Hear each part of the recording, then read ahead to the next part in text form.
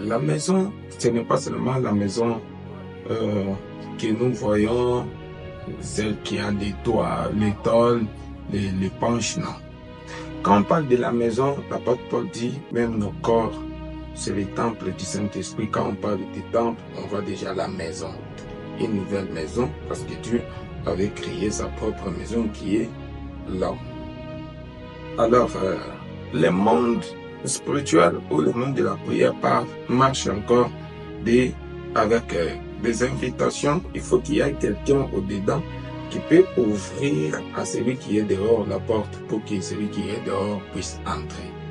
Ne me lapidez pas, je parle conformément avec la parole de Dieu. Dieu, il est le Dieu grand. Nous tous, nous sommes d'accord. Mais il ne fait pas par sa dictature, il n'impose pas à l'homme. Dieu a toujours eu comme l'habitude de demander, dialoguer avec une personne, mettre des chemins devant lui. Voilà pourquoi il dit, je mets deux chemins devant toi. Choisis lesquels tu veux suivre. Si tu veux bien écouter cette histoire, demande à Bartimée, il te dira que j'étais un aveugle, j'ai crié vers Jésus, et lorsque quelqu'un m'a tenu à la main, il m'a approché tout près de Jésus, et Jésus me questionna pour me demander, que veux-tu que je fasse pour toi? Même à ce qui concerne l'entrée du Seigneur Jésus-Christ dans notre cœur, qu'est-ce qu'il dit? Il dit que je suis à la porte et je frappe. Quelle porte? Bon, quand on parle de la porte, on voit déjà une maison. Il dit, je suis à la porte, je frappe, et quiconque ouvrira. Ça veut dire, il faut qu'il y ait quelqu'un au-dedans là, qui peut ouvrir. Et le Seigneur continue pour dire, j'entrerai chez lui, et je dînerai avec lui. Ça veut dire, si on n'ouvre pas la porte, il ne peut pas entrer, il ne peut pas dîner. Même à ce qui concerne la vie éternelle, on dit, Dieu a tant aimé le monde, il leur a donné son Fils unique pour quiconque croit en lui ne périsse pas.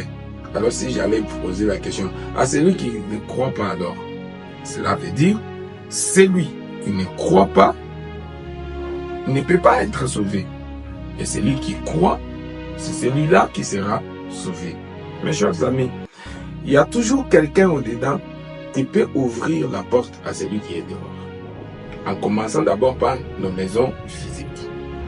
Tu reçois des visiteurs, tu as même ta femme, tu as des enfants.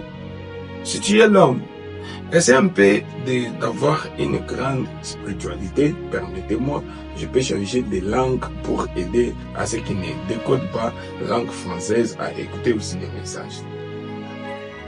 Tout celui qui est au-dedans, il appartient déjà aux membres de la maison. Il a droit, même à des petites choses, même s'il ne peut pas entrer dans la chambre, mais il peut quand même ouvrir la maison, il peut toucher au miroir, toucher à quelque chose dans la maison. Voilà. Mais il y a toujours